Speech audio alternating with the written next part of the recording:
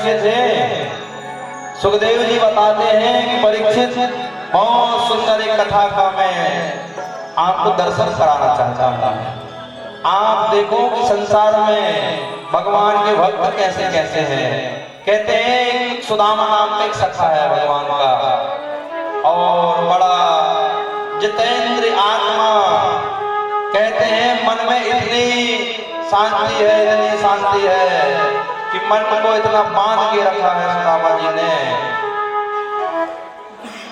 एक चीज भी उनके मन में आ नहीं सकती। प्रसन्न आत्मा, जितेंद्रिय है, सबसे बड़ा सूत्र है सुख शांति का जीवन में। कौन सा? प्रसन्न आत्मा। हमेशा ये समझो कि भगवान ने बहुत बड़ा धनवान बनाया, बहुत बड़ा। हम संसार में गरीबों की श्रेणी में नहीं है, हम संसार में अमीरों की श्रेणी में है। खुद सो कहो अपने आप से, लेकिन क्या है मन में कोई नहीं कहता। कितना धन भरा पड़ा है, फिर भी उपाय मांग रहे हैं कि कुछ और मिल जाए। दीन कहे धनवान सुखी, धनवान कहे सुख राजा को भारी। राजा कहे महाराजा सुखी, महाराजा कहे सुख इंद्र को भारी। इंद्र कहे सुख चतुरानन को, चतुरानन कहे सुख विष्णु को भारी। और भगवान श्री विचार कहे हरि भगत विताये जीव दुखारी। संसार में कोई सुखी नहीं है। धनवान है तो वो सोचता है मुझसे जो बड़ा धनवान है वो सुखी होगा। जो और बड़ा है, जो अरबों खरबों रुपए महीने कमा रहा है, वो कह रहा है मुझसे और बड़ा धनवान है वो सुखी होगा। कहते हैं इंद्र चतुरानन से कहते हैं कि सुखी ये है। चतुरानन कहता भैया मैं सुखी नहीं हूँ। ब्रह्मा जैसा सुखी नहीं है जिसने संसार बनाया है। जब वो सुखी नहीं है भैया इस संसार में, तो हम कैसे सुखी हो सकते हैं? भगवान विष्णु को कहा आप सुखी हो गए, बोले मैं भी सुखी नहीं हूँ भैया। मेरा जीवन का तुम चरित्र उठा के देख लो, जन्म कहाँ हो रहा है, पलन कहाँ हो रहा है। एक एक दिन पूरे जीवन का मेरा सुख से नहीं व्यतीत हुआ। भगवान श्री कृष्ण का आप चरित्र देखिएगा। जन्म कहाँ होता है? कारागार के अंदर। रातों रात बेचारे मथुरा से गोकुल पहुंच गए। गोकुल में भी शांति नहीं, ये मारने आ रहा है, वो मारने आ रहा है। 7 दिन के नहीं हुए पूतना से लड़ाई करना पड़ी है। वो तो भगवान से आराम से रहते, लेकिन नहीं, हर एक दिन संघर्ष किया है जीवन में।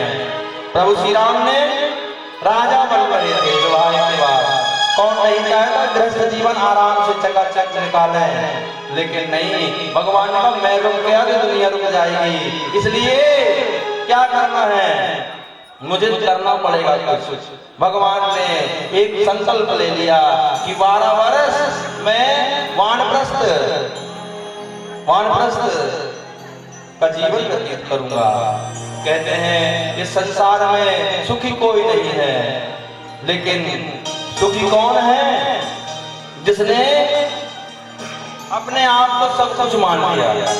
मैं ही संसार का सबसे धनी व्यक्ति हूँ। अपने आप से कहा करो कि मुझसे बड़ा संसार में कोई नहीं है। ये अपने आप से रोज कहा करो। और जब भी धन की लालसा आए तो भगवान के सामने बैठ जाए करो, प्रभु अब एक चीज की आवश्यकता है। कहते हैं मांगना है तो दुनिया से नहीं, ठाकुर जी से मांगना है। और क्या मांगना? मांगना भी सीखना है भगवान से। ऐसा नहीं कि लिस्ट दे दी है, इतनी सी चीज मांगते हैं और भगवान कहते हैं देता भी हूँ, अपने लिए कुछ नहीं मांगते। सब उनके लिए मांगते हैं जो यहाँ के किराए के कट्टू हैं, कुछ दिन के लिए जो साथ में मिले हैं, उनके लिए सब कुछ मांग रहे हैं। बोले अपने लिए मांग भाई, मांग ही रहा है तो किसके लिए? अपने लिए। क्या मांगना है?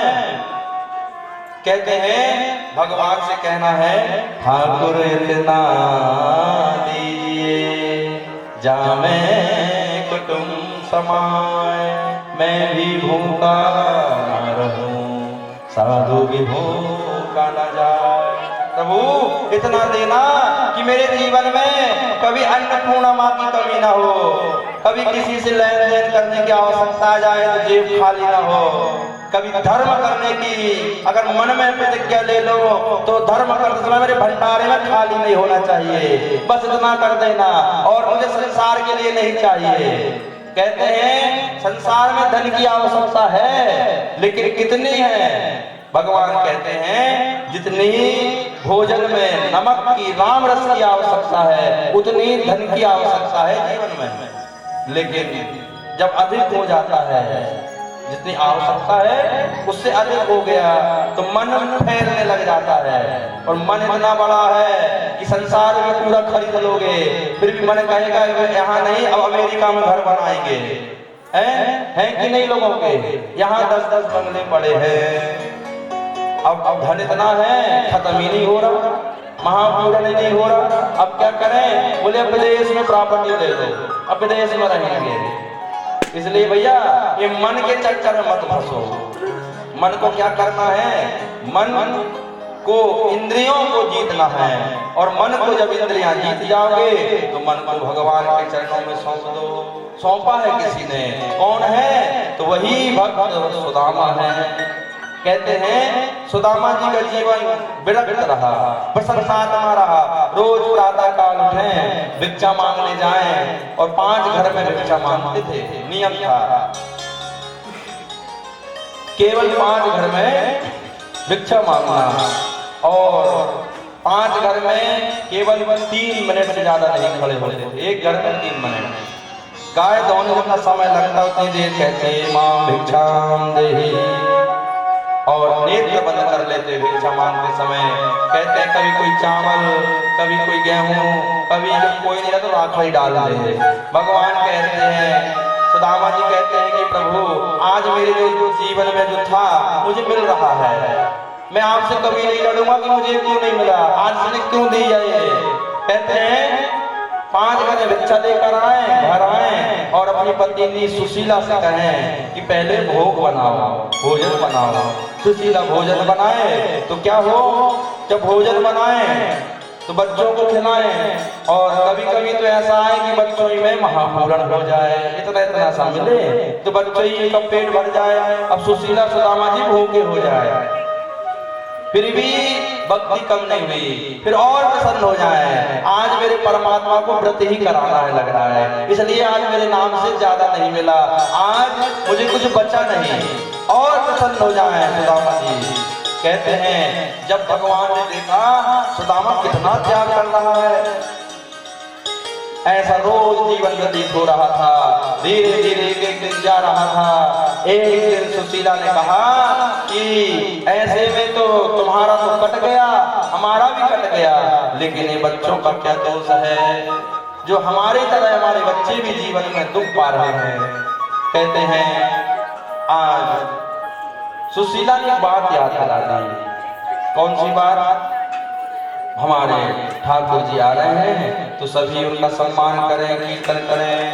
श्रीमन नारायण नारायण, श्रीमन नारायण नारायण नारायण, लक्ष्मी चरण नारायण नारायण, लक्ष्मी नारायण नारायण नारायण,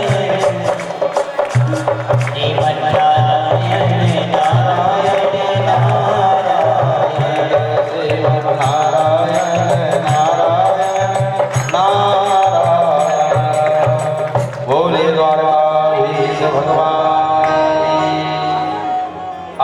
आराम से दर्शन करते रहना, वहीं से बैठे बैठे, ठीक है।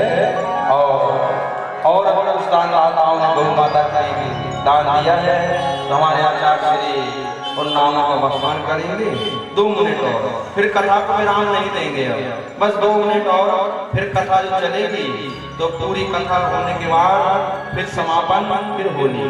बोलिए भागवत भगवान की जय।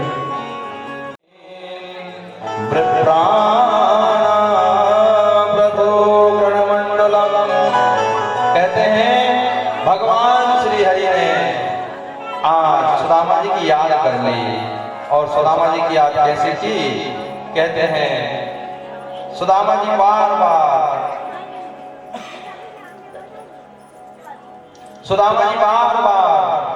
भगवान को याद तो रोज करते थे, लेकिन किसी को सुशीला को पता चल जाए ऐसे ही याद नहीं करते थे। सुदामा जी जानते थे कि मेरी पत्नी को पता चल गया तो ये जरूर मुझसे कहेगी कि एक बार जरूर चले जाओ। व्यतीत हो रहा था जीवन और धीरे धीरे समय निकलता जा रहा था। कहते एक दिन और महागरीबी आ गई। अभी गरीबी थी, अब महा। कहते हैं अब धीरे समय ऐसा आ गया कि कभी कभी सिर्फ बच्चे ही भोजन पा रहे हैं, न सुशीला पा रही है और ना सुदामा जी पा रहे हैं। धीरे धीरे समय बढ़ता गया और एक दिन क्या हुआ, सुशीला ने फिर रहा नहीं गया और उसने कहा कि हे मेरे पतिदेव, आपके बहुत पुराने एक डिग्री मित्र हैं जिनका नाम सुदामा है, जो द्वारकाधीश के मालिक हैं। आप मुझे बहुत पहले बात बताते थे कि मेरा एक मित्र है और वो बहुत बड़ा है।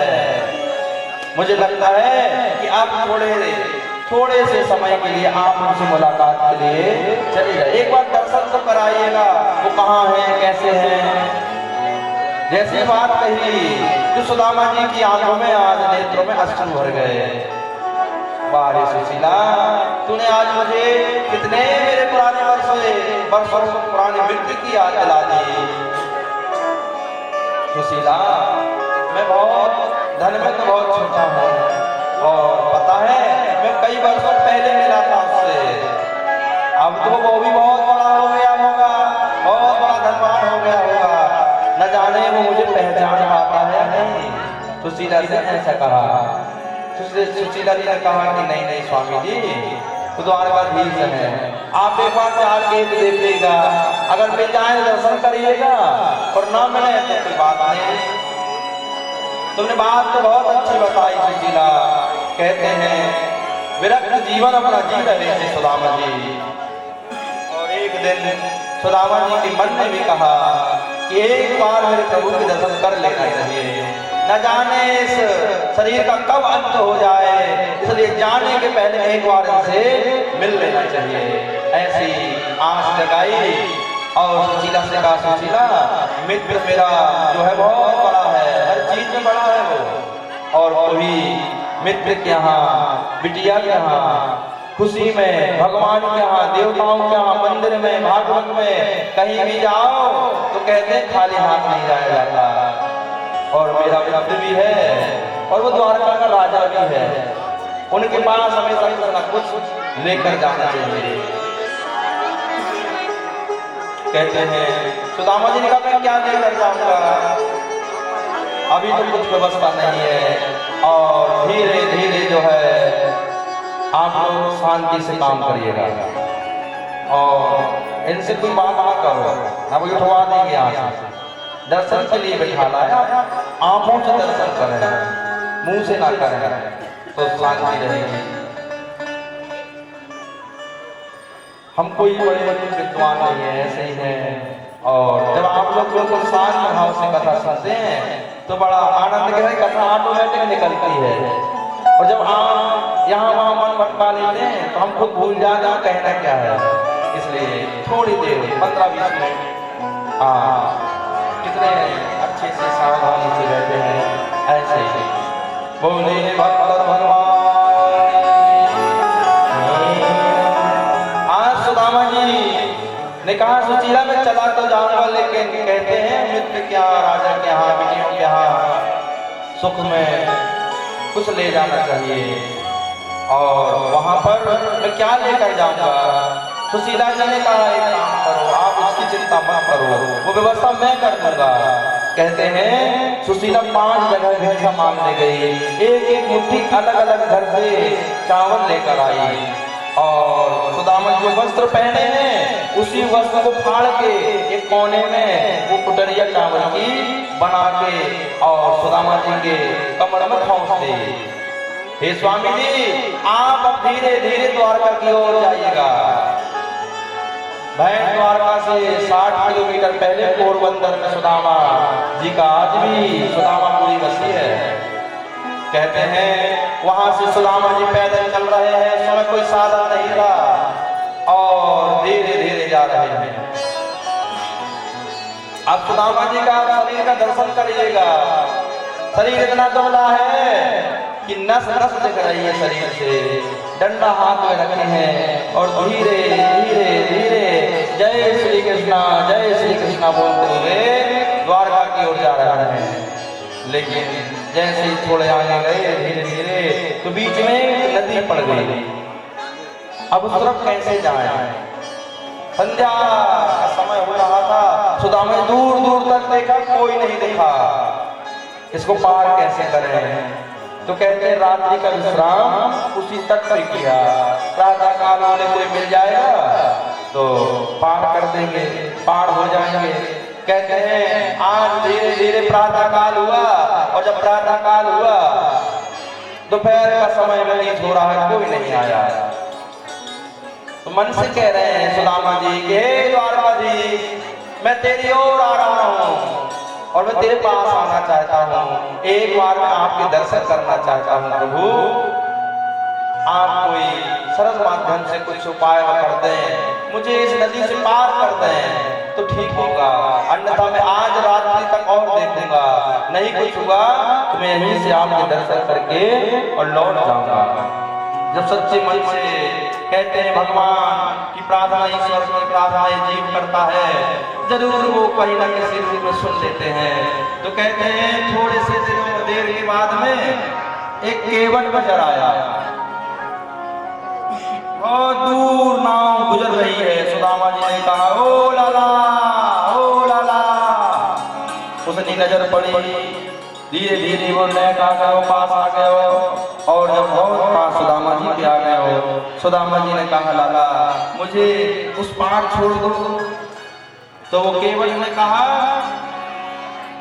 कहाँ जाना है? बोले बस द्वारकाधीश के पास द्वारका जाना है। कहते हैं द्वारका छोड़ दो, अब कैसे जाए? तो कहते हैं लाला मुझे उस पार छोड़ दे। उसने नीचे से ऊपर तक देखा सुदामा जी को और सुदामा जी से कहा कि बाबा छोड़ तो देंगे लेकिन इसके बाद कुछ सुतराई लगेगी, वो है? सुदामा जी ने कहा भैया तेरे सामने खड़ा हूँ, जैसा हूँ वैसे ही अंदर से हूँ, वैसे ही बाहर से हूँ, जो बाहर हूँ वही अंदर हूँ, न बाहर कुछ है और न अंदर कुछ है, न कोई जेब है न जहां धन है। तुझसे प्रार्थना है तो मुझे एक बार बस छोड़ दे।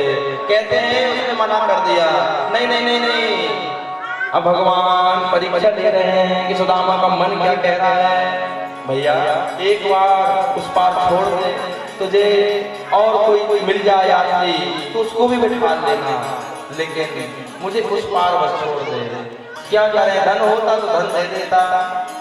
भगवान से ऐसा कह रहे हैं। केवट कौन है? साक्षात द्वारकाधीश आए हैं। क्या हुआ फिर आगे? आज वो केवट ने कहा बैठ जाओ, अच्छा बाबा ठीक है हम भी वहीं जा रहे हैं, चलो चलो छोड़ते हुए चले जाएंगे। और धीरे धीरे केवट ने बिठाला और गंगा पार कर रहे हैं, यमुना पार कर रहे हैं, सरयू पार कर रहे हैं और धीरे धीरे जैसे द्वारका की ओर जा रहे हैं तो बीच में भगवान एक नजर सुदामा जी को देखते हैं कि मेरा मित्र आज बदला कि नहीं बदला, जैसा पहले था वैसे आज है कि पहले से कुछ परिवर्तन हो गया। भगवान मन ही मन देख रहे हैं, मुस्कुरा रहे हैं। सुदामा के जीवन में इतना सा भी परिवर्तन नहीं हुआ। कहते हैं धीरे धीरे नदी पार हो गई और सुदामा जी को छोड़ा, वो केवट वहां से गायब हो गया। अब धीरे धीरे डंडा टेक टेक के आज द्वारकाधीश ने प्रवेश किया और पूछ लिया कि भैया यहाँ से द्वारकाधीश जी का महल कहाँ पर है? उसने कहा द्वारकाधीश का महल यहाँ से आगे जाओगे, आगे जाके बाएं मुड़ोगे, बाएं मुड़ के जब सीधे देखोगे तो बहुत बड़ा महल है, वो महल ही द्वारकाधीश है, वही द्वारका जी का घर है। कहते हैं सुदामा जी धीरे धीरे धीरे धीरे महल में पहुंच गए और महल के जब पास पहुंचते हैं तो वहां पर पहरेदार खड़े हैं भगवान के, बड़े सुंदर सुंदर। उनने कहा बाबा कहाँ जाना है? कहते हैं सुदामा जी ने कहा कि द्वारकाधीश यहीं रहते हैं, उन्हीं का ये महल है। बोले हाँ हाँ बाबा उन्हीं का महल है। बोले हमें उनसे मिलना है, उनसे मिलना है। अब उसने भी नीचे से ऊपर तक देखा। कहते हैं द्वारका में ब्रह्मा जी जब आते थे तो ब्रह्मा जी को 6-6 महीने इंतजार करना पड़ता था भगवान से मिलने के लिए।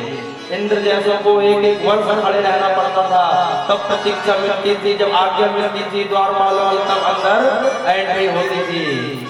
और आज सुदामा जी की स्थिति देखिए कि मुझे मिलना है द्वारकाधीश से। कहते हैं भगवान के पार्षद है, विनय है, सरल है। उनने कहा ठीक है भैया, हमारे ठाकुर जी ऐसे हैं, यहाँ धनवान भी आते हैं और निर्धन भी आते हैं, दोनों प्रकार के भक्त हैं। आज सुदामा जी की खबर अंदर गई। भगवान श्री हरि सिंहासन से उतर रहे थे, इतने में ये सेवक पहुंच गया, पहरेदार पहुंचा।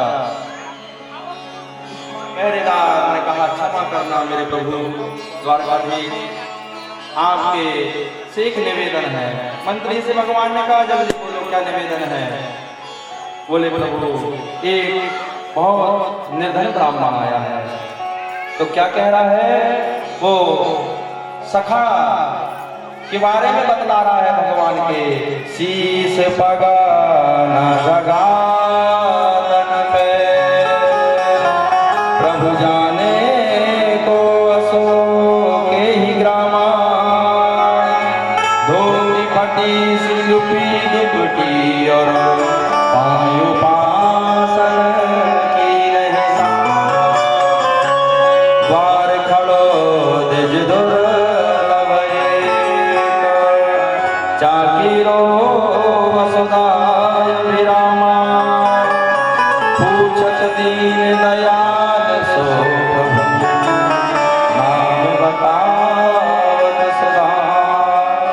कहते हैं एक सखा आया है प्रभु, बड़ा दीन है, दुखी नजर आ रहा है, निर्धन है, समझ में आ रहा है, कई जगहों से वस्त्र फटा है, शीश पे कुछ भी नहीं है और प्रभु पांव से रक्त बह रहा है, लगता है बहुत दूर से चल के आ रहा है। भगवान ने कहा और आगे बोलो, उसके कुछ पता नाम बताया है? बोले हाँ। क्या बताया है? पूछत दीन दयाल सो प्रभु नाम बताओ सुदामा। कहते हैं जैसे सुदामा उसने कहा है, कहते सो निकला और उसके दमाद निकला है, उसके पहले ही मेरे द्वारकाधीश निकल पड़े और ऐसी दौड़ लगाई है द्वारका में कि सारी ओर हल्ला मच गया और भगवान भाग गए। सुदामा सुदामा सुदामा, कहाँ है मेरा सुदामा, कहाँ है मेरा सुदामा? कहते हैं दौड़ लगा दी। भगवान की द्वारका से प्रथम गेट से अंदर जाने के लिए 7 दरवाजे पार करना पड़ते हैं, कितनी बड़ी द्वारका है। आज द्वारकाधीश के चरणों में कुछ नहीं है, नंगे न कुछ पहना है, न कुछ कालीन बिछी है और भगवान ऐसे ही दौड़ पड़े और चिल्ला रहे हैं सुदामा सुदामा सुदामा, हे मेरे सुदामा कहाँ है, कहाँ है? और कहते हैं रुक्मणी जी को, मंत्री को और जितने भी बड़े बड़े लोग थे द्वारका में, प्रद्युम्न जी को, सबको खबर लग गई कि द्वारका में हड़कंप क्यों मचा है, ऐसा कौन आ गया। आज तक द्वारका में ऐसा कोई मेहमान नहीं आया जिसके लिए भगवान भागे हो। कहते हैं पीछे से रुक्मणी भागी, सत्यभामा भागी, प्रद्युम्न जी भागे, मंत्री भागे, सेना भागी, सारे लोग भाग रहे हैं और भगवान सुदामा सुदामा सुदामा कहकर भाग रहे हैं। मेरे प्रभु जब मेन गेट पर पहुंचे हैं, पूरी द्वारका में हड़कंप मच गया। कौन आ गया ऐसा? कहते हैं वहां सुदामा जी खड़े हैं और यहाँ भगवान श्री कृष्ण खड़े हैं और देख कर रो पड़े आज, हाय सुदामा दुख पायो, देखी सुदामा की दीन दशा, करुणा करके करुणा निधि रो,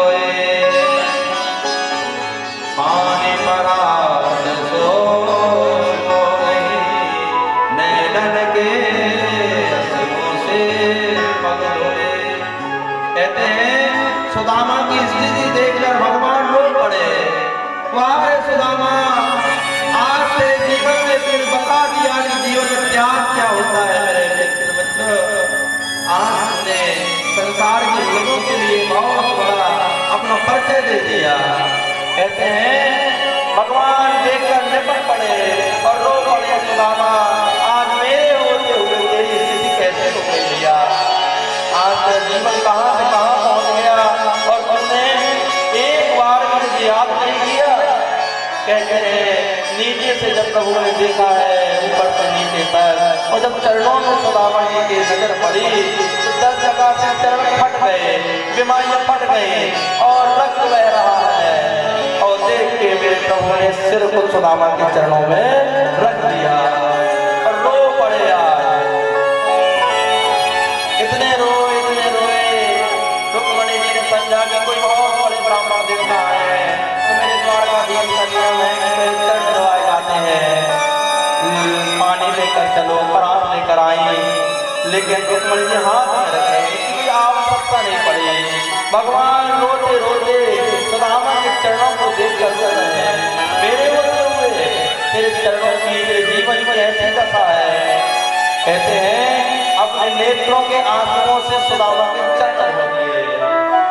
और आज दृष्टि जब विधाता ने, ब्रह्मा ने, इंद्र ने देखी तो आज पूरा ब्रह्मांड खड़ा हो गया। सुदामा तेरे त्याग के लिए मैं क्या करूं? आज जगत का परमेश्वर पर ब्रह्म आज तेरे चरणों में सिर रख के रो रहा है। कितना महान त्याग तुमने किया है सुदामा। कहते हैं पूरे देवी देवता खड़े होकर सुदामा का त्याग कर रहे हैं। मेरे प्यारे संसार में त्यागोगे भगवान कहते हैं सुदामा की तरह तेरे जीवन में भी झुकने के लिए तैयार हूं। तू त्याग कर तो सही कि दुनिया का जितना त्याग करेगा उतना तू मेरे नजदीक आ जाएगा, और जितना दुनिया से चिपक जाएगा तू उतना ही मुझसे दूर हो जाएगा। कहते हैं आज सुदामा जी को देखकर भगवान ने हाथ पकड़ा, पूरी द्वारका में हल्ला मच गया। भैया ऐसा कौन ब्राह्मण आ गया जिसके लिए स्वयं नारायण को दौड़ लगानी पड़ी? कहते हैं इंद्र भी आए, ब्रह्मा जी आते जो संसार के बड़े बड़े पोस्टों पे बैठे हैं, लेकिन उनको भी यहाँ परमिशन लेने के लिए फोन लगवाना पड़ता है अंदर। लेकिन आज ऐसा कौन ब्राह्मण है, न फोन न कोई संदेश, और डायरेक्ट स्वयं आ गए बाहर। पता नहीं भैया इसके भाग कर मैं क्या कहूँ, इसके पुण्यों के लिए मैं क्या कहूँ, ये कौन सा ब्राह्मण है? द्वारका में चर्चा चल रही है ऐसी, और आज द्वारकाधीश धीरे धीरे सुदामा जी का हाथ पकड़ के अंदर ले जा रहे हैं और ले जाके अपने आसन में बिठा दिया। स्वर्ण की द्वारका में सोने का सिंहासन द्वारकाधीश का, उस पे सुदामा जी को बिठा दिया और चरणों में बैठ गए। सुदामा देख देख के भगवान प्रसन्न हो रहे हैं। आया तो सही, कितनी गरीबी व्यतीत हो रही है। दुनिया के लोग कितना सा कष्ट होते हैं, 50 बार याद कर लेते हैं, लेकिन सुदामा तूने एक बार भी नहीं सोचा भैया कि मैं तेरा मित्र हूँ। अरे तू एक बार वहीं से फोन लगवा देता, मन से सोच लेता, तेरे लिए सारी व्यवस्था सुदामा वहीं में हो जाती, लेकिन तूने ऐसा नहीं किया, त्याग किया जीवन में। कहते हैं भगवान ने बिठाला, स्नान कराया, नए नए वस्त्र पहनाए और कहा सुदामा जी से, सुदामा जी घर में कौन कौन है? कहते हैं भगवान ने कहा लाला, भगवान कहते हैं बाबा विवाह करो कि ना करो? अब सुदामा जी शर्म आ गए। लाला सबन के सामने ऐसी बात पूछी जाए, विवाह करो कि ना करो? नहीं पास में बाद में बताऊंगा। तो सुदामा जी ने कहा हाँ हुआ है, ये कर लिया है। अच्छा फिर बाल गोपाली हो गए होंगे? हाँ हाँ हाँ है, छोटे छोटे। अच्छा अब विवाह हुआ है तो हमारी भाभी जी ने कुछ भेजा होगा। अब सुदामा जी ने जब ये सुना तो सुदामा जी कहने लगे नहीं नहीं कुछ नहीं भेजा। क्यों? क्योंकि भगवान का वैभव देख के सुदामा जी ने इसलिए कह दिया कि नहीं भेजा, क्योंकि कितने लोग मेरे द्वारकाधीश के सामने बैठे हैं और इनके सामने में यहाँ के 4 जगह के चावल निकालूंगा, तो ये क्या सोचेगी? एक मित्र भी है उसके लिए तो इतना मरा जा रहा है और उसके पास अन्न भी साबुत नहीं है। उसका वस्त्र भी साफ नहीं है, झूठ बोलते कुछ नहीं है, लेकिन भगवान का अंतर्यामी है। नहीं, भाभी जी ने भेजा हुआ कुछ नहीं बता रहे तो फिर हम बताएं कहाँ रखो है। बोले कन्हैया ले लाला तुम बचपन से ऐसे है, तेरी आज भी आदत नहीं बनी रही, ऐसे ही तू बचपन में रहो। अरे जब ये मेरे साथ पढ़ता रहा तो ऐसे ही जिद करता रहा, सब तो बता रहे हैं इस शुरू से ही ऐसे ही है। हाँ भैया भेजी है एक धीरे से, आज पोटली निकाली और रखी। कहते हैं भगवान श्री हरि ने कहा सुदामा जी आदेश दे दिया कि आज 56 प्रकार का भोग बनना चाहिए मेरे सुदामा के लिए। आज सब सागरों का सब नदियों का जल लाओ, स्नान कराया और भगवान श्री हरि ने जो सोने के पात्र है, बड़ी थाली कटोरी गिलास, उनमें भोग लगाया और सुदामा जी को 56 प्रकार का भोग खिलाया पिलाया। और फिर भगवान ने कहा बाबा आज हम सबन को आशीर्वाद दे दियो। तो भगवान ने कही लाला तू तो एक बात पहले आ बता कि तेरे विवाह भाव की नाम भयो। भगवान का भयो कितो भयो। भगवान ने कहा देख रहे हो ये पूरी घरवाली बैठी है। क्या कह रहा हो लाला कि घरवाली है? बोले हाँ सब अपना परिवार ही है। ए लाला तू देख मुझसे कह रहा हो एक बार ना बुलायो और तूने इतने सारे विवाह कर रहे, तुमको एक पाव में मैं याद ना आयो। सुदामा जी ने जब ऐसा कहा तो भगवान ने कहा बाबा मेरे विवाह को एक ही पक्को ना है तो शाम को कोई भरोसा नहीं की और रात में बहू घर में आ गई। अब मैं कहाँ मंत्र दे तो डायरेक्ट विवाह हुए अचानक। भगवान श्री कृष्ण कहते हैं रुक्मणी से कि आओ आशीर्वाद लो। कहते हैं रुक्मणी जी आ रही हैं और आशीर्वाद दे रहे हैं। सुदामा जी कहते हैं आयुष्मान भव सौभाग्यवती भव दीर्घायु भव। कहते हैं भगवान ने उसी समय क्या किया, आज सुदामा जी चावल लाए हैं उसी समय एक मुट्ठी चावल आज भोग लगा दिया और एक मुट्ठी चावल सुदामा जी तंदुल आज भोग लगा रहे हैं। जैसे एक मुट्ठी खाया दूसरी और खाया, भगवान नाम बेन हो गए और जैसे तीसरी मुट्ठी के लिए हाथ पकड़ा, चावल खाए हैं रुक्मणी के हाथ पकड़ लेते हैं प्रभु कुछ तो अपने लिए बचाओ। कहते हैं दो मुट्ठी में दो लोग दे डाले भगवान ने, तुमने त्याग किया है जीवन में, इसलिए सुदामा तेरा जीवन बिल्कुल सुखमय होगा कीर्तिमय होगा। कहते हैं दो मुट्ठी में दो लोग सुतल्लो का राज सुदामा जी को दे दिया। और भगवान ने कहा बाबा सबको आशीर्वाद दे दो। फिर सत्यभामा जी भी आई, कालिंदी आई, सारी धीरे धीरे आ रही है। अब लाला इतना सबको आशीर्वाद दे दो। बोले हाँ। बोले भैया मैं ऐसे ऐसे करते रहो मेरे सीताराम हो जाएगा, ये लाइन कभी बंद नहीं होने वाली, कई वर्ष लग जाएंगे आशीर्वाद देते देते। अरे लाला 3-4 में तो मेरी हालत अब बूढ़ो सरा बुढ़ापे को शरीर है। लाला एक काम कर, भगवान श्री कृष्ण के दोनों हाथ उठा लिए और कहा सबको तू आशीर्वाद दे दे, जुग जुग जियो जुग जुग जियो दीर्घायु भव सौभाग्यवती भव। सबको आशीर्वाद एक बता दिया और कहा कन्हैया सबको आशीर्वाद दे दे। कितना अच्छा परिवार है। भगवान श्री हरि ने रात्रि विश्राम कराया, पता है कहाँ कराया? आज ठाकुर जी ने अपने बेडरूम में ले गए और सुदामा जी ने कहा आज आपको इस रूम में सोना है। और भगवान ने कहा सुदामा जी ने कहा तो आप कहाँ सोगे? बोले मैं आज अपनी जमीन में विश्राम करूंगा, आपके चरणों में सोऊंगा। भगवान श्री हरि ने आज सुदामा जी को अपना आसन दे दिया कि देखकर अच्छे अच्छे देवताओं का खड़े हो गए कि क्या हो रहा है। कहते हैं त्याग का आज सम्मान हो रहा है, त्याग की पूजा हो रही है। सुदामा जी त्यागा है, आज सब कुछ मिल रहा है। द्वारकाधीश का बेडरूम, द्वारकाधीश का कंबल, द्वारकाधीश का तकिया, द्वारकाधीश का गद्दा। और पता है आपको भगवान कहाँ सोते हैं? मखमली रजाई है, मखमली करते हैं। सुदामा जी लेडीज ऐसा लग रहा है जैसे सो रहा हूँ और कहते हैं प्रातः काल हुआ, भगवान थे पूरी सेवा में और सुदामा जी ने कहा लाला मैं जाओ। भगवान ने कहा बिल्कुल, जितने जल्दी हो तो उतने जल्दी निकल जाओ। अरे मन में सोच रहे हैं, एक बार तो बोलते कि आज और रुक जाओ, माल भोग करके चले जाना। भगवान ने कहा नहीं नहीं, जितने जल्दी बने उतने निकल जाओ। परीक्षित सावधान हो जाओ।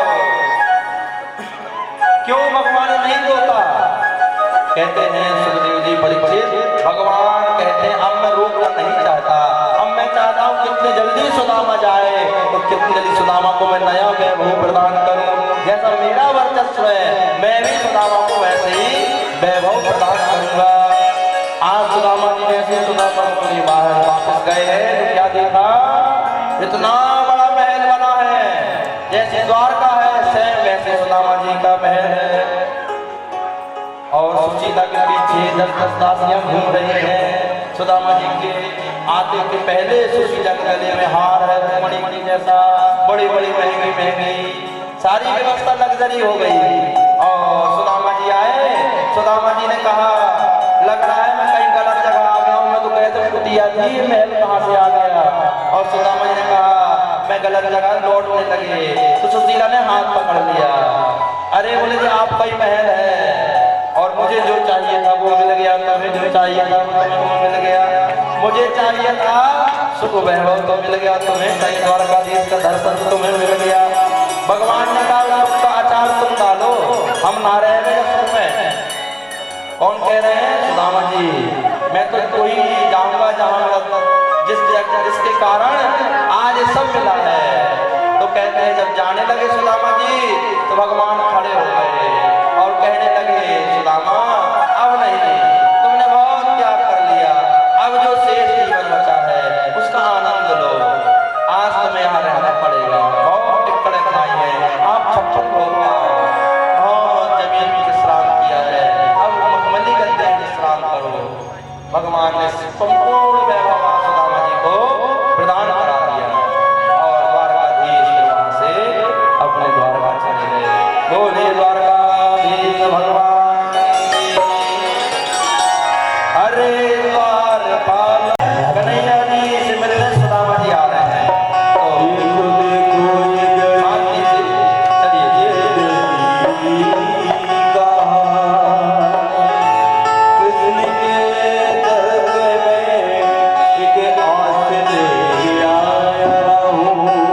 मेरे बचपन का यार है मेरा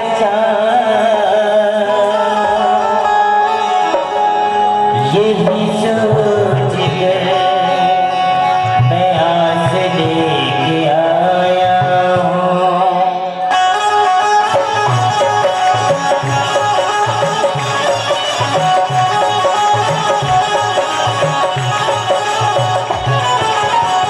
अरे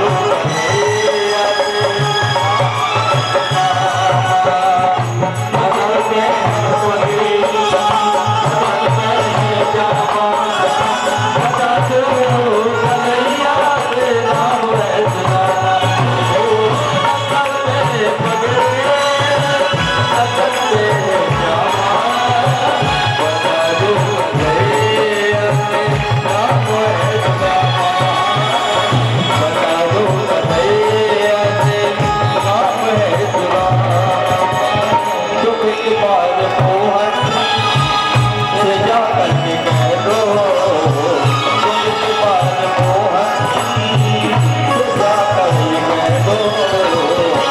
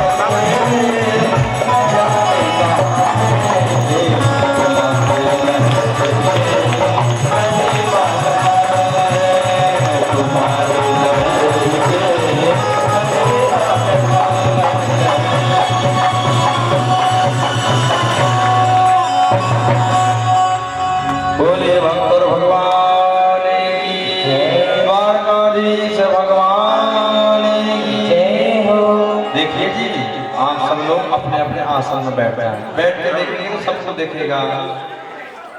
और ये भी ध्यान रखना है कि कथा लाइव चल रही है।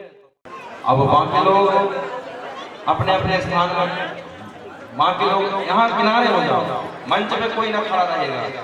बोलिए द्वारकाधीश भगवान की। चलिए अब एकादश स्कंद में पहुंचते हैं और द्वादश स्कंद, 10 मिनट की कथा और सुन लें, फिर बहुत आनंद आने वाला है।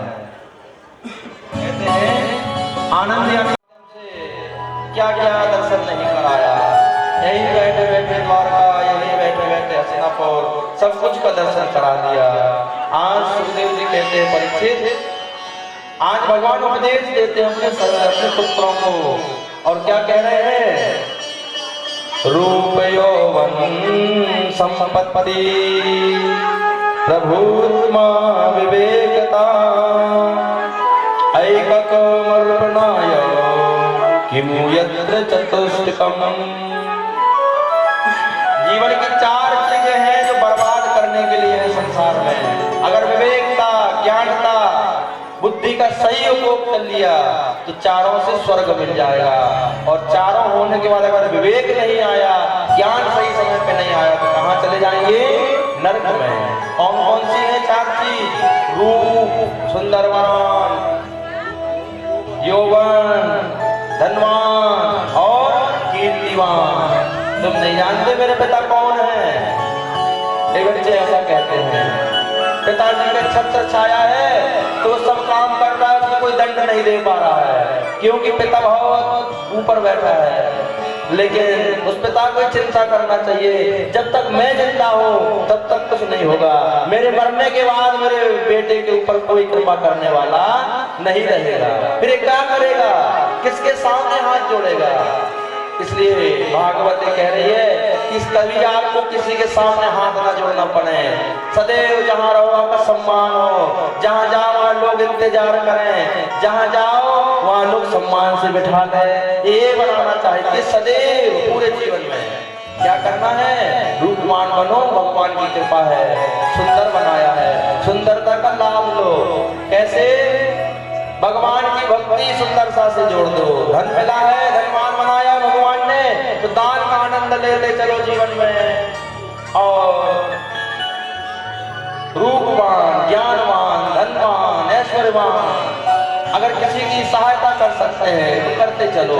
अगर अपने नाम से किसी का भला हो रहा है तो नाम का उपयोग करते चलो। फिर अरे भैया हम यहाँ से आए हैं, हाँ हाँ हम जानते हैं कौन है, ठीक है इनका काम करा दीजिए, ये नाम से काम हो रहा है। तो ये भी कृपा भगवान की है कि तुझे कहीं जाना नहीं पड़ रहा, तेरे नाम से काम हो रहा है मेरे संसार में।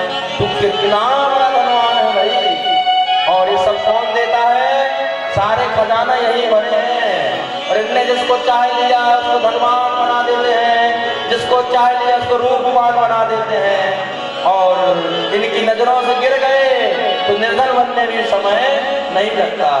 इसलिए मैं कह रहा हूँ बार बार, इनकी नजरों में बने रहो, ऐसे मत बनो। भगवान कहते हैं मैं कभी अपने भक्त को ऐसा नहीं बनाता। कौन सा वाला बनाता हूँ? ये वाला। लेकिन तुम इसके चक्कर में पड़े हो, इसलिए भगवान कहते हैं मैं धनवान बनाने के चक्कर में हूँ, ऐश्वर्यवान बनाने के चक्कर में हूँ। लेकिन क्या चाहिए? ये सब आने के बाद ज्ञान चाहिए, विवेक चाहिए, धैर्य चाहिए, हैं? ये सारी चीजें होंगी तो आप आनंद ले लोगे।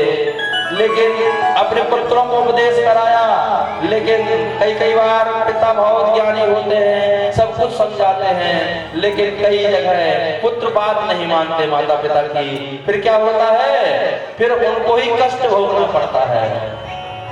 कहते हैं दुख कभी पटता नहीं, जैसे भूख जो खाएगा उसकी बुझती है, ऐसे दुख है जो करेगा वही भरेगा भैया।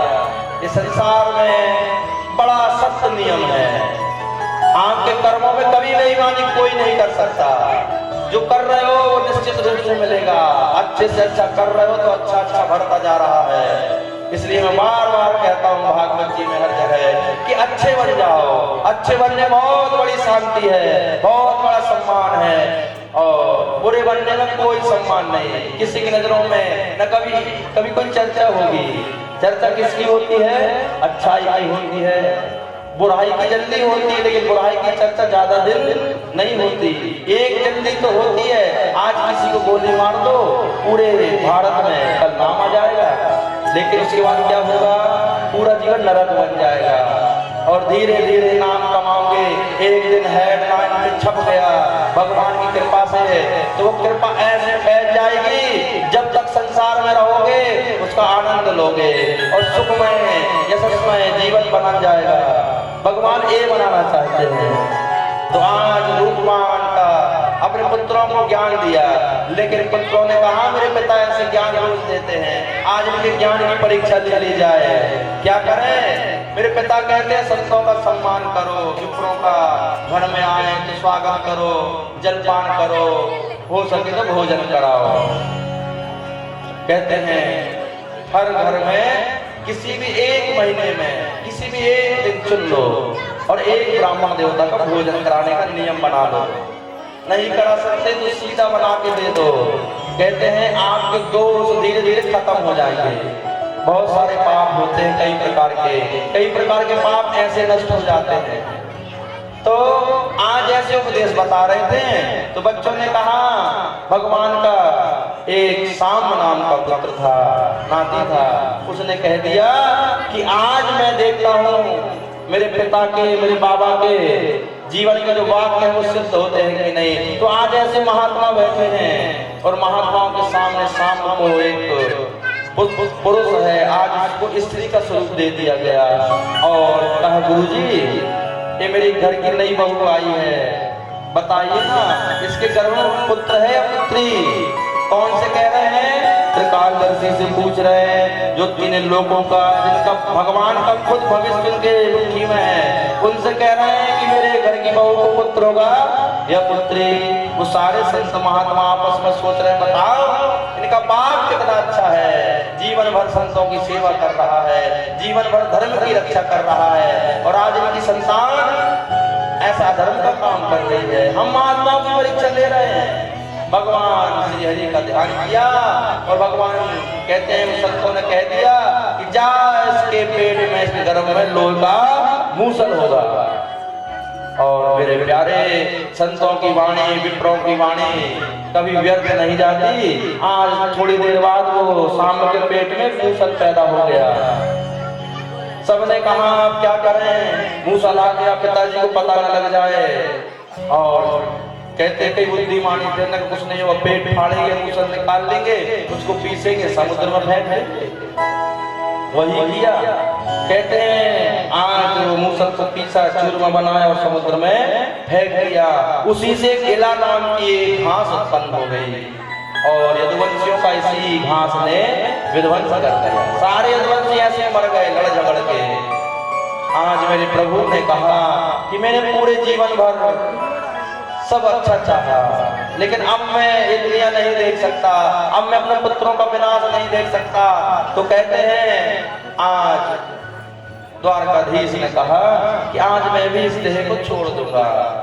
और आज भगवान सोमनाथ में एक भाल का तीर्थ है, सोमनाथ में, जहाँ अंतिम समय द्वारकाधीश ने प्राण त्यागे। एक पहेली ने भगवान लेटे हैं श्याम सुंदर कदम के वृक्ष के नीचे और वहेलिया देख रहा है भगवान के अंगूठे को कि कितना सुंदर मृग खड़ा है, इसको मैं शिकार बना लूं। तो आज वहेलिया कौन है? वही श्री राम ने कहा है, जैसी करनी वैसी भरनी। जो करोगे वो भगवान कह रहे हैं मुझे भी भोगना पड़ा। तुम कौन सी खेत की मूली हो, तुम तो और बचने वाले नहीं हो। वो तो इतने ज्ञानशील थे, सब कुछ जानने वाले, आज उनका भी करने का भरने का समय आ रहा है। कहते हैं महेलिया ने वो छिप के बाण मारा, वो समझा ये हिरण है और धीरे से वो बाण भगवान के अंगुष्ठ में लग गया। भाल का तीर्थ में आज द्वारकाधीश ने अपने देह को त्याग दिया। कहते हैं भगवान की देह से पवित्र पुण्यमय आत्मा निकली तो सारा ब्रह्मांड खड़ा हो गया। अभी द्वारकाधीश कहाँ जाएंगे? भगवान कहीं ना कहीं तो जाएंगे। भगवान ने सबसे सावधान कर दिया, मैं कहीं नहीं जाऊंगा, मैं भक्तों के ही बीच में रहूंगा।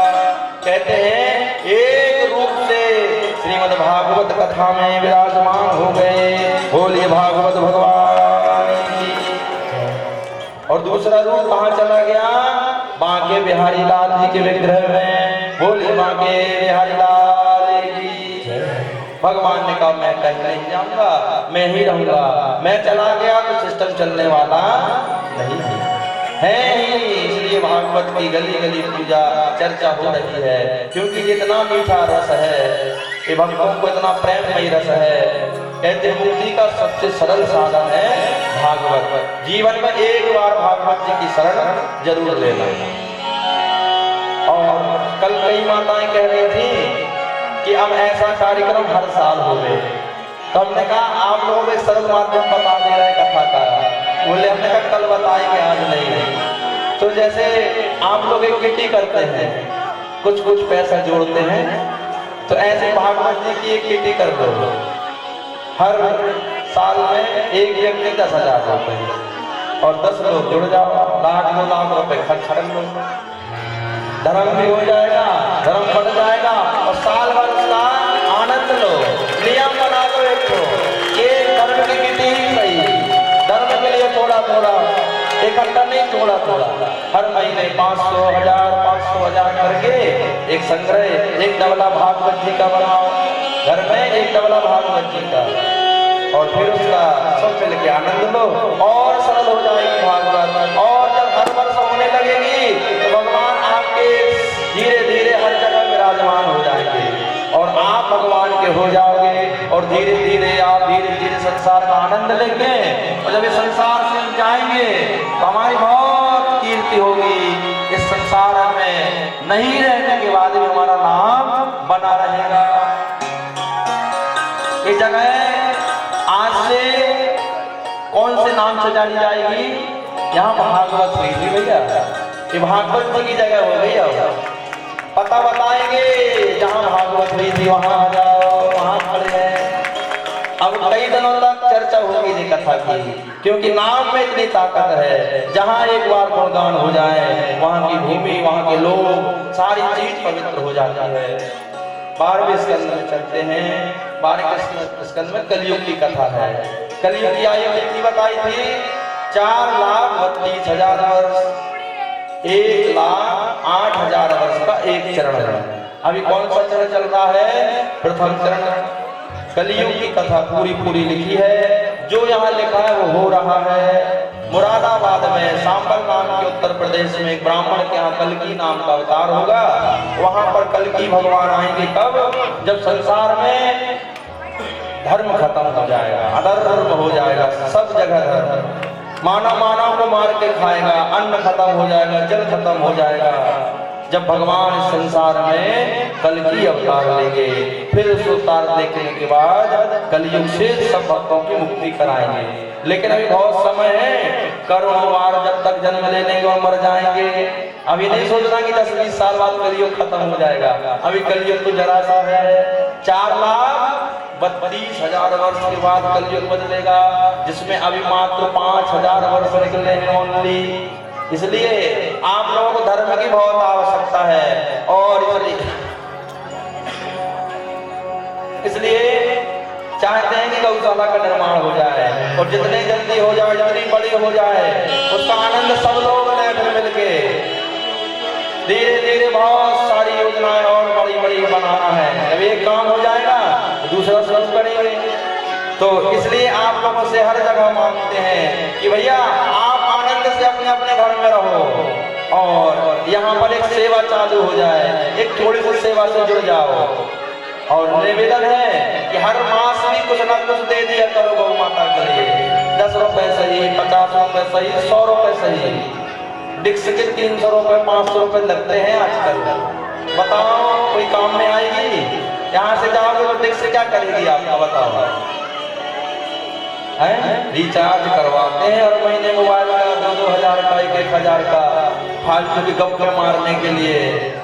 मैं ये करने के लिए कथा हो गई, सरलता से हो गई। कहते हैं जाती रही भावना जैसी, आप जैसे भाव प्रकट करोगे भगवान वैसा व्यवहार आपके साथ करते हैं। इसलिए अच्छे बनो। कलयुग बहुत सरल है, कलयुग बहुत अच्छा है। इस युग में सबसे अच्छी बात है कलयुग केवल नाम हमारा, सुमर सुमर नर उतर ही पारा। इससे अच्छा युग संसार में दोबारा आने वाला नहीं है। भगवान का नाम लेते जाओ, संकीर्तन करते जाओ और मस्ती से आनंद का, जीवन का आनंद लेते जाओ। कलयुग यही कह रहा है, धर्म करते जाओगे तो संसार में कभी धर्म नहीं होगा। जो धर्म छोड़ के धर्म करेगा उसके यहाँ कलयुग कहता है मैं बैठ जाऊंगा। कहाँ है कलयुग? जहाँ पर धर्म नहीं है, जिस घर में वहाँ कलयुग है, ध्यान रखना। और जहाँ धर्म है, जहाँ भागवत है, जहाँ ठाकुर सेवा है, वहाँ कलयुग दूर दूर तक नहीं आएगा। इसलिए मैं बार बार कहता हूँ मेरे प्रभु से दोस्ती कर लो, अभी भी कुछ नहीं बिगड़ा, अभी भी सब अच्छा है। तो आप एक बार जीवन में भगवान श्री हरि से सब पूजा करते हैं, सब मानते हैं, लेकिन प्रेम के साथ माने। उनको ठंडे जल की जगह ठंडी है तो गर्म जल में स्नान, भाव बस जगाना है। भगवान कहते मुझे न ठंडी लगती है न गर्मी लगती है, ये प्रकृति मेरी स्वामी है, स्वामी मैं इसका मालिक हूँ, लेकिन मैं तेरे लिए भाव देखता हूँ कि तू मुझे कैसे याद कर रहा है। इसलिए ठंडी है तो ठाकुर जी को स्वेटर पहनाओ, लाला की तरह उनका ध्यान रखो।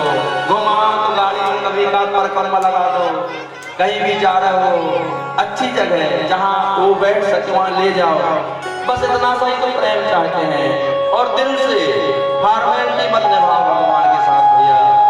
इसलिए आपसे निवेदन है कि आप भक्ति के ऊपर ज्यादा ध्यान दें, धर्म के ऊपर ध्यान दें, जो आपके साथ जाएगा उस पर ध्यान दें। संसार में बाकी तो सब चल रहा है, लेकिन जो मेरे साथ जाएगा उस पर विशेष ध्यान देना है। ये भागवत यही कह रहे हैं कि गौ माता की सेवा आपका बहुत बड़ा ऋण मुक्त करेगी। जब आप इस संसार से जाओगे तो वैतरणी मिलती है, वैतरणी पार कैसे करेंगे? वहां गौ माता तुम्हारा इंतजार करेगी। इसने मेरी सेवा की है, इसने मेरा दान किया है, इसने हर मास मेरा कुछ पुण्य किया है, तू चिंता मत कर, मैं तेरा इंतजार ऊपर करूंगी। और जब तुम संसार से जाओगे तो तुमसे पहले गौ माता का पुण्य पहुंच जाएगा। है प्लेन की यात्रा की है कभी? प्लेन में क्या होता है, सामान नहीं उठाना पड़ता, आप बाद में जाओगे, पहले आपका सूटकेस पहुंच जाता है। क्यों? क्योंकि पीआई की व्यवस्था है। तो मेरे ठाकुर क्या है, सबसे बड़ी व्यवस्था है। आप बाद में जाओगे, आपके पुण्य पहले पहुंच जाएंगे। भैया फलाना फलाना आदमी आ रहा है, तैयारी कर लो। गौ माता का रक्षक था, गौ माता का भक्ति करता था, गौ माता की सेवा करता था, और इतने सारे लोग उस सेवा से जुड़े हुए हैं। इसलिए इस भक्त का सबको ध्यान रखना है। तो भगवान श्री हरि वहां हमारा ध्यान रखेंगे, बस और कुछ नहीं। इससे मुझे कोई फायदा नहीं है। मेरा तो एक पता नहीं 2-3 वर्ष हुए हैं, कई बार गौ माता की जब ऐसी दुर्दशा देखी तो मैंने कहा हो सकता है जब तक अगर कुछ अच्छा हो जाए तो अच्छा करने में कोई सहयोग मांगने में कोई बुरी बात नहीं है, और अच्छे के लिए तो हाथ फैलाना कोई बात नहीं। भगवान भी कहते हैं अच्छे के लिए तो फैला दो, बुरे के लिए मत फैलाना। अच्छे के लिए फैला दोगे तो जो अच्छे लोग हैं वो जरूर भर देंगे और उससे कोई अच्छा काम हो जाएगा। तो अभी छोटे छोटे काम किए हैं, आप लोगों का साथ मिला, आप लोगों ने साथ देने भागवत सुनी और कुछ अच्छी सेवा हो गई है। तो अभी कल ही परसों में 3 सेट बन जाएगा और गौ माता की छत्र छाया 50 या 40 गौ माता उसके नीचे बरसात के पहले पहले, बस और कुछ नहीं चाहिए। इतनी सी कृपा भगवान से कहते हैं करते रहो और जैसे है वैसे बनाए रखो, ना ऊपर जाना है ना कुछ लालसा है। इसलिए धर्म के प्रति कहते हैं कि आगे बढ़ो। धर्म ही हमारा भाई है, धर्म ही हमारा सखा है, धर्म ही हमारी माता है और धर्म ही हमारी पिता है। आज दत्तात्रेय जी की कथा आती है, अंतिम कथा। दत्तात्रेय जी ने 24 गुरु बनाए। कितने? अच्छा देखो जी, दत्तात्रेय जी ने एक भी इंसान को गुरु नहीं बनाया और स्वयं भगवान का 24 अवतारों में एक अवतार है दत्तात्रेय जी का। इनने किन को हिरण्य को गुरु बनाया, सर्प को, अजगर सर्प को, पंछियों को, इनको गुरु बना, मधुमक्खी को गुरु बनाया, वैश्य को गुरु बनाया, पतंगा को गुरु बनाया। क्यों बनाया? कहते हैं शिक्षा जिससे मिल जाए वही गुरु होता है, और शिक्षा जहां मिल जाए, कहते हैं अजगर सर्प से शिक्षा ली है दत्तात्रेय जी ने। अजगर करहि न चाकरी, पंछी करहि न काम, दास मधु का कह गए सबके दाता। इस संसार में अजगर किसी की नौकरी करने नहीं जाता, ये पंछी किसी का काम नहीं करते, फिर भी इनकी सारी व्यवस्था है। क्यों? क्योंकि वो भगवान पर भरोसा है। इसलिए आप भगवान को पूर्ण भरोसा रखें, बाकी जिम्मेदारी इनको सौंप, इनको करने दो, जिनको पूरा ज्ञान है उसको सब सौंप दो। अब सौंप दिया इस जीवन का सब भार तुम्हारे हाथों में है, जीत तुम्हारे हाथों में और हार तुम्हारे हाथों में। ये बोल के सौंप दो और अपना दिमाग मत लगाओ, फिर क्या होगा? करते हो तुम कन्हैया, मेरा नाम हो रहा है आपकी कृपा से सब काम हो रहा है। भगवान कहते हैं तूने मुझे ठेका दे दिया, ये निर्माण करना है बंगले का, अब आपको रोज नहीं जाना क्योंकि आपने ठेकेदार को ठेका दे दिया है, और बस समय समय पे जाना है। थोड़े दिन बाद एक मकान बन जाता है, ना आपको ईंट उठाना है ना कुछ करना है, और जाके व्यवस्था पूरी हो जाएगी और रहने लगना है। ऐसे धर्म की पोटली बना लो और ठेका ठाकुर जी को दे दो जिंदगी का, और सौंप दो और आनंद से संसार का आनंद लो। फिर देखो क्या चकाचक होती है। यहाँ से जाओगे तो मजे में रहोगे, और जहाँ जाओगे वहाँ मजा करोगे, और संसार में दोबारा फिर यहीं आओगे तो फिर मजा करोगे। इसलिए भागवत जी की कथा बहुत सरल माध्यम से मैंने जितना बना उतना समझाया, और जो भी गलती हुई हो तो ये क्षमा करना। कभी कभी वाणी से अपशब्द भूल जाता है।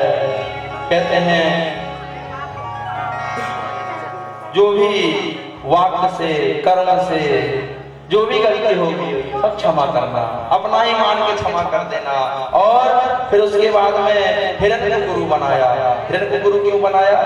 कहते हैं हिरण्य कहता है कि यहाँ से भाग रहा हूँ, आगे पानी दिख रहा है, मैं तेज दौड़ लगाऊंगा, वहां पानी मिलेगा तो प्यास बुझा दूंगा।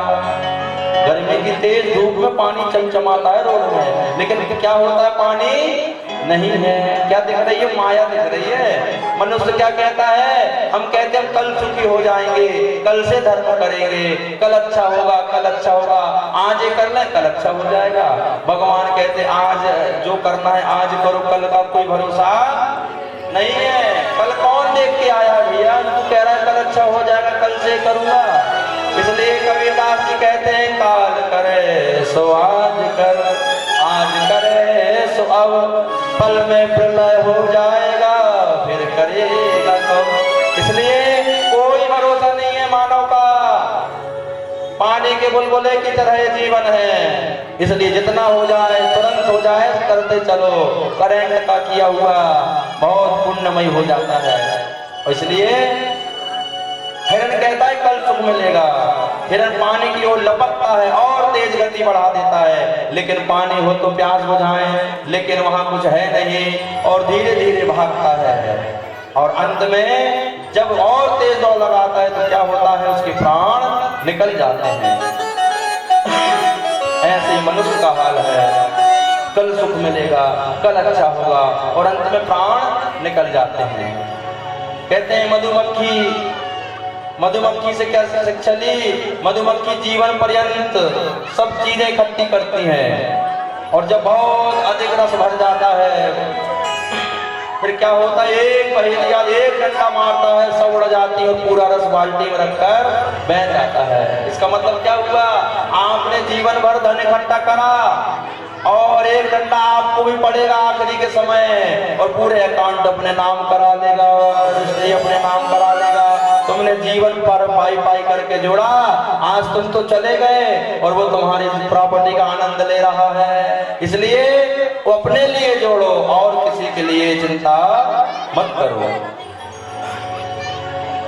इसके बाद में कहते हैं सुखदेव जी अंतिम चरण में पहुंचते हैं। भागवत जी का आखिरी श्लोक है। सारी माताएं अपने अपने सिर में पल्लू रखें और कहते हैं आखिरी श्लोक, परीक्षित जी का मोक्ष कैसे हो रहा है भैया? तो कहते हैं आज अंतिम दिन है और परीक्षित जी जो हैं मन भक्ति भगवान में लीन हो गए हैं और तक्षक सर्प भी तैयार है आने के लिए और तक्षक सर्प भी काटने को तैयार है। लेकिन कहते हैं परीक्षित जी की मृत्यु तक्षक सर्प के काटने से नहीं हुई। कथा सुन ली और कथा सुनते सुनते जब भागवत जी का अंतिम श्लोक बोला जा रहा है तो भागवत जी की कथा सुनते हुए श्लोक का श्रवण मनन करते हुए अपने देह को त्याग देते हैं परीक्षित जी। और फिर प्राण निकलते हैं तो एक बहुत बड़ा भगवान का विमान प्रकट हो जाता है। उस विमान में सारे पार्षद खड़े हो जाते हैं, आइएगा विराजमान होइएगा। सम्मान के साथ परीक्षित जी को उस रथ में बिठाया जाता है और फिर धीरे धीरे रथ भगवान के वैकुंठ पहुंचता है। भगवान कहते हैं परीक्षित तुमने कितनी अच्छी कथा सुनी 7 दिन, तुमने मानव जाति के लिए बहुत अच्छा काम करके आए हो। तुम्हारी अगर कोई शिक्षा प्राप्त कर ले तो जीवन में वैकुंठ स्वर्ग मुक्ति हो जाए। कहते हैं भागवत मोक्षदायिनी है, भागवत इस संसार का मनोरथ पूर्ण करने वाली है। आज परीक्षित जी इस लोक से जा रहे हैं। जैसे इनके पुत्र जन्मेजय को पता चला कि मेरे पिता की सर्प के काटने से मृत्यु होगी और उसने पहले संकल्प ले लिया कि मैं संसार के समस्त नागों को नाग वंश का भस्म कर दूंगा। यज्ञ करने की संकल्प ले लिया, नागों को मारने के लिए एक महायज्ञ करूंगा। कहते हैं जन्मेजय जी आया समझाया बेटा नहीं नहीं तुमने प्रतिज्ञा गलत ले ली और तुम्हें सांपों की रक्षा करना चाहिए। तुम्हारे पिता की मृत्यु सर्प काटने से नहीं होगी ये मुझे पता है। तुम्हें संकल्प वापस लो, प्रतिज्ञा वापस लो और सांपों की रक्षा के लिए सर्पों की रक्षा के लिए यज्ञ करो। कहते हैं कहीं पर भी सांप निकले बार बार तो एक मंत्र लिखना दरवाजे में, क्या? आस्तिक मुनि की आन, सिंदूर से लिख लेना। हनुमान जी को जो सिंदूर लगाते हैं उससे लिख लेना आस्तिक मुनि की आन। कहते हैं आस्तिक मुनि ने इनको बचाया है सर्पों को, तो जो उनको प्रणाम करते हैं आंख की वजह से हम सुरक्षित हैं। जहां आप रहोगे मैं वहां कभी नहीं जाऊंगा। इसलिए आस्तिक मुनि ने यज्ञ करवाया और फिर परीक्षित जी के लिए विमान आया, विमान में बैठकर गए और वैकुंठ पहुंचे भगवान के धाम में। सारे देवताओं के ऊपर पुष्प बरसा रहे हैं। सुखदेव जी महाराज आज अंतिम भागवत जी के 5 श्लोक का गान कर रहे हैं। बोले भागवत भगवान नाम संकीर्तनम यस्य सर्व पाप प्रणाशनम तथा पुराण श्रीमद् भागवतम प्रणामो दुःखमनस्तम नमामि हरिं परम। अब सभी लोग गाएंगे, ठीक है, हमारे आचार्य जी के साथ हाथ जोड़कर। नाम संकीर्तनम यस्य सर्व पाप प्रणाशनम प्रणामो दुःखमानस्तम नमामि हरिं परम। नाम संकीर्तनम यस्य सर्व पाप प्रणाशनम